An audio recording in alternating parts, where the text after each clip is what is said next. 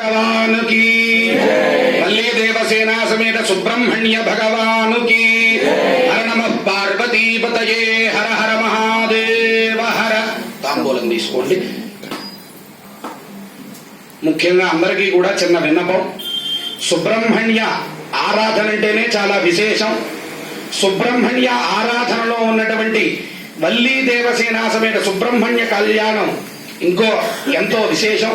కాబట్టి ఇక్కడ ఉన్నటువంటి 2 గంటలు కూడా మీ మనస్సుని ఆ సుబ్రహ్మణ్యుడి యొక్క పాదాల దగ్గర పెట్టి మనస్ఫూర్తిగా అందరూ కూడా నమస్కారం చేసుకుని, ఎందుకంటే కలియుగంలో మంచి పనులు చేస్తూ ఉంటే అనేకమైనటువంటి రాక్షసులు వస్తూ ఉంటారు. ఎవరా రాక్షసులు అంటే, ముందుగా ఇలాంటి కళ్యాణాల్లో కూర్చోగానే అందరికీ కూడా నిద్ర వస్తుంది, నీరసం వస్తుంది. తర్వాత ముఖ్యంగా అసలైనటువంటి పిశాచ్ ఏదైనా ఉంటే ఫోన్లు వస్తూ ఉంటాయి. వాటన్నింటినీ కూడా సైలెంట్ లో పెట్టి పక్కన పెట్టి ఇక్కడ ఉన్నటువంటి 2 గంటల సమయాన్ని మీ స్వామికి, ఎందుకంటే జీవితం మొత్తంలో మనం ఏదైనా పుణ్యం చేసుకున్నాము, ఒక అద్భుతమైనటువంటి కార్యం చేసాము అంటే యజ్ఞాలు, యాగాలు, 3వది ఇలాంటి దేవ కళ్యాణాలు. ఇటువంటి కళ్యాణంలో పాల్గొనడమే మనం అదృష్టంగా భావించాలి. అందరూ కళ్యాణంలో పాల్గొనగలరా అంటే అందరూ పాల్గొనలేరు.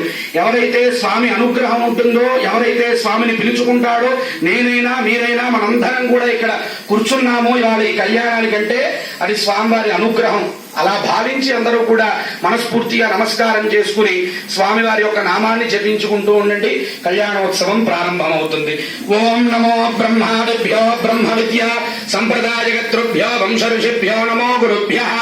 ఓం గణానాన్త్వా గణపతి గుంహవామహే కవిం కవీనాముపమశ్రవస్తమం జ్యేష్ఠరాజం బ్రహ్మణాం బ్రహ్మణస్పద ఆనశృణ్వన్నోతిభిः సీదసాదనం. శ్రీ మహాగణాధిపతయే నమః.